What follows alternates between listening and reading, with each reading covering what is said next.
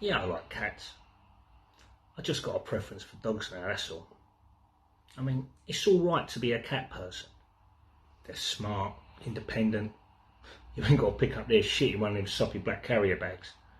I just, you know, I had a thing happen on a job that, well, made me rethink the whole thing, that's all. I knew this crazy bloke from Manchester.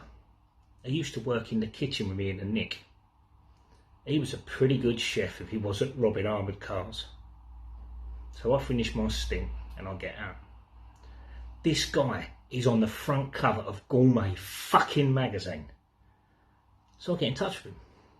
He tells me he needs truffles. Willing to pay me 50p on the pound for them. Where the fuck do you get this product, right? It's in the fucking ground. You've got to dig them up. Except he tells me about this auction that they hold. Just once a year, right? The fucking thing is streamed all over the world. Florence, London, New York. Now these things are brought into the country, chained to some ex-Mossad's wrist.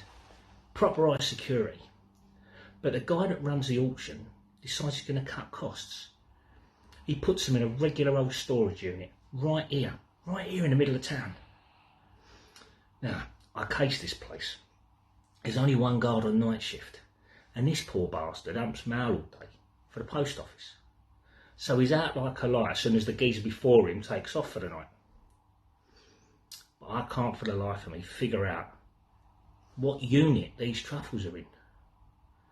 So I get hold of this methed out Bulgarian hacker. The geezer dresses like Obi-Wan Kenobi. I get him to try and check out client records for me. No joy. This place is proper old school. Strictly paper files only. So I pour a favour from Mr. Clean and borrow a truck. I start digging through this place's rubbish, you know, for billing statements, invoices, credit card receipts, anything I can find to track these down. But this place, it shares an alleyway with a Korean fish market. So the only thing I'm ever going to get out of any of these skips is fucking cholera. So I get hold of the chef and say, look, I'm throwing in a towel. I mean, this place has got 12 floors, 50 units on each floor. He begs me to stay on, tells me he's going to pay me 70p on the pound. So I do a little research. I find out about this guy in Scotland, crazy South African fucker, living in a shack in the middle of nowhere. He's got that disease where he's got no hair anywhere on his body. Well, this geezer, he trains truffle dogs. You see, dogs are better than pigs for this, because pigs just eat the things. Dogs will dig them up for you, and as long as you fed them, they'll leave them alone. Turns out there's only a handful of real deal top drawer truffle dogs in the whole fucking country. And this bloke, he owns 2 of them. Now, as you know, at this time I hadn't cultivated an appreciation for the canine species. But I'm looking at this little Jack Russell and I'm thinking, maybe I can make this work. I'll get myself one of those little carry cases, like what's her name? The blonde type with a sex video. I sneak him right into this place and sniff the shit out. So I go to pick him up. This little bastard goes fucking crazy. He must smell my cat or something. Won't ever let me get near him. That's just not going to work. So, I've got to take the other one.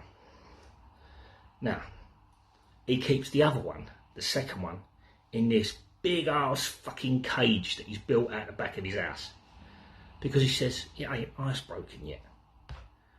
So I go round the back expecting to find this big ass hound or something. It's only a goddamn poodle. Haircut and everything. So we cover 9 floors. This old boy doing his thing. But he ain't getting any hits. And at this point I'm starting to get nervous. You know, because the morning crew are going to relieve Sleeping Beauty in half an hour. And old pom-poms ain't seeing shit.